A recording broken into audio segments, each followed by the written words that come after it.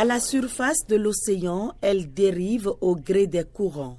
Les sargasses, ces algues brunes, accomplissent tout le cycle de vie en pleine mer.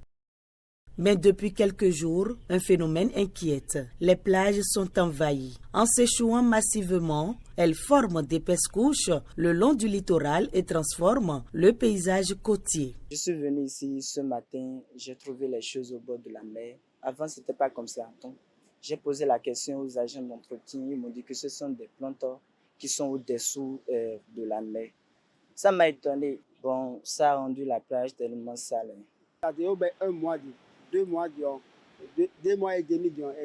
Nous balayons ces algues depuis 1 mois. Encore 2 mois et il y aura du répit. Ça dégrade l'esthétique de la plage.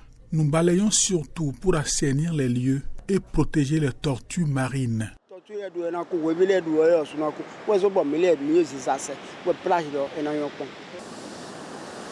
Elles étouffent la faune marine et demandent des efforts considérables pour être ramassées. Plusieurs facteurs se combinent pour expliquer cette invasion. La pollution, par exemple, peut les détruire. Nous avons également les changements climatiques. Les changements climatiques aujourd'hui qui impactent plus ces algues et qui, finalement, dès qu'elles meurent, deviennent maintenant au merci des vagues qui les amènent sur les plages. Que ça se dépose sur la plage, vous voyez déjà l'aspect que ça donne. Ça impacte déjà le tourisme parce que ça dérange les gens quand ils viennent à la plage. Donc c'est ça. Sinon, à l'étape naturelle, les algues ne sont pas nuisibles. Mais dans leur décomposition, comme je l'ai dit, ça peut déjà émettre des éléments chimiques qui sont nauséabonds. Comme vous le voyez, il y a quand même des ONG qui sont recrutées pour ça, pour nettoyer à chaque fois où ces algues se déversent.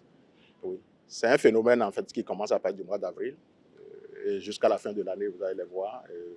Vers le mois de juillet, ça va s'accentuer un peu et puis après ça va disparaître progressivement jusqu'à la fin de l'année. Pourtant, en haute mer, ces algues jouent un rôle essentiel. Mieux, elles représentent aussi une ressource à valoriser. Plein d'espèces comme les poissons, les tortues se nourrissent des algues. Donc quand elles flottent, ces espèces vont les chercher, vont les manger. Donc ça c'est toujours dans la chaîne alimentaire des espèces marines, qui est une espèce quand même qu'on utilise dans les cosmétiques dans certains pays déjà voir comment pouvoir les incorporer dans la fabrication des aliments locaux, des provandes pour élever des animaux comme le poisson et autres. Des recherches sont en cours pour mieux prédire leur arrivée, mieux les collecter en mer et même les valoriser.